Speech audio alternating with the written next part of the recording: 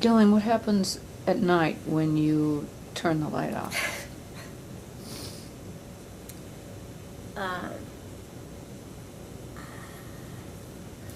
Well, on a good night when I turn the light off, I go straight to sleep. And, there's plenty of other nights where it's just hard to turn the mind off. The to-do list's a common problem for anybody running a startup nonprofit. But, again, I think it's hard not to have a, relentless drive to get it right. And that's an exhausting environment to create, at an organizational level, to be in a campaign that's at full, at warp speed all the time and constantly trying to figure out how to make it better because it's literally a question of life or death. So it's not uncommon for people to ask me on Monday morning how my weekend was and for me to have absolutely no recollection, because that slips so quickly away as soon as I walk into the office. But unfortunately, the reverse is not true. I walk into my house and, it can take some time to shed the intensity, the tension, the productivity, the focus of a day of work. You ever feel that you can't get away from it? Well, I think most people who do this work feel like they'll never experience weather in the same way again.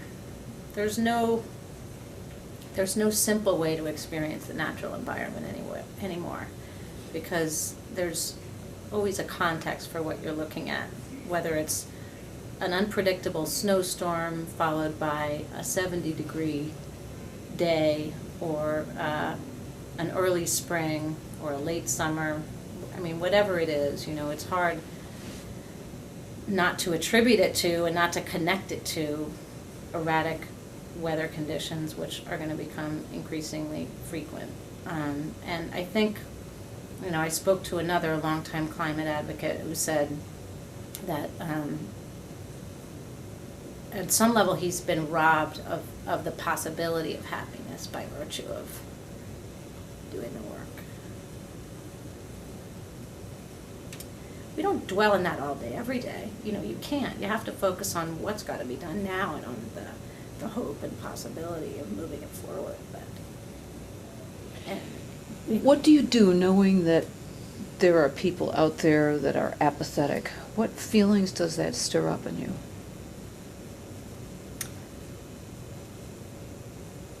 Well, it's hard because I was one of the people who was hoodwinked by the misinformation and disinformation that we were fed for so long.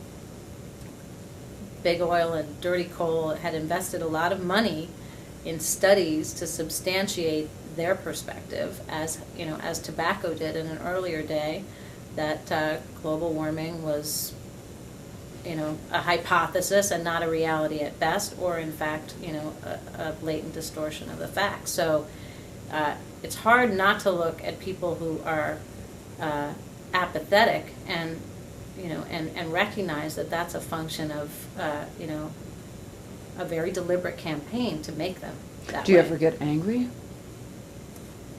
What makes me angry is people who know, people who know and people who believe it's a problem and who haven't made any changes with respect to how they're living their lives at a personal or political level. And with all due respect to the Vice President, and I have an enormous amount of respect for him, I think we would all agree that we have to do something more than screw in a new light bulb. We have to screw in a new politician. That's why it's so important that the Alliance is investing in a massive field operation. We need political support and we need political engagement, as well as big changes in terms of energy conservation and efficiency. So, for people who are in the know and who choose not to engage, it strikes me as a fundamental abrogation of their responsibility as a citizen on planet Earth right now. Okay. There are going to be a number of people from professional organizations whose mission is to help people stamp out their denial. personal denial, usually. But you and I would agree that there's a lot of denial about global warming. Is there anything you would like to say to some of these professional organizations that you think might enable us to work on the massive sense of denial that we both believe that most people have? I mean, I think there's multiple problems. One is, that we're facing an enormous amount of denial. Another is that it can be hard to really see and feel and understand the impacts of global warming unless you're paying careful attention or unless you live in a frontline community, which unfortunately is coming soon to a neighborhood near you.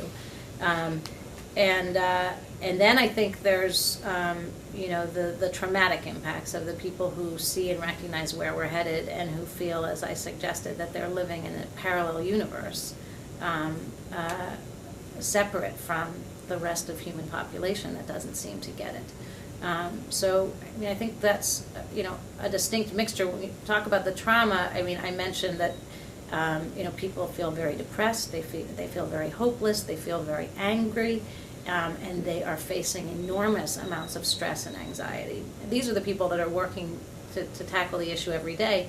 There's a whole different set of circumstances for people who are confronted by the impacts every day. They're losing their jobs, whether they're maple sugar makers in Vermont or running a ski resort that can't produce the snow because of warming temperatures, or whether they're facing drought and famine in sub-Saharan Africa. So there's multiple impacts, of which I think dislocation is going to be the most significant. But when it comes to denial, denial is a coping mechanism.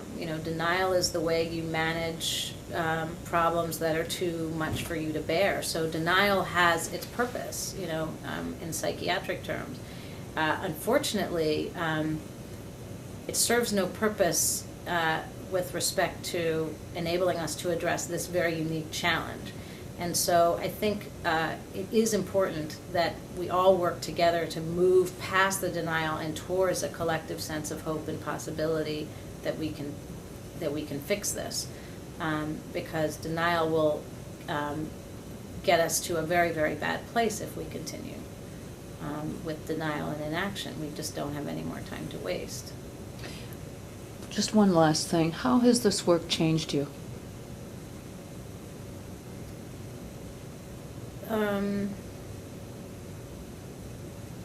Well, I think, as I said earlier, it's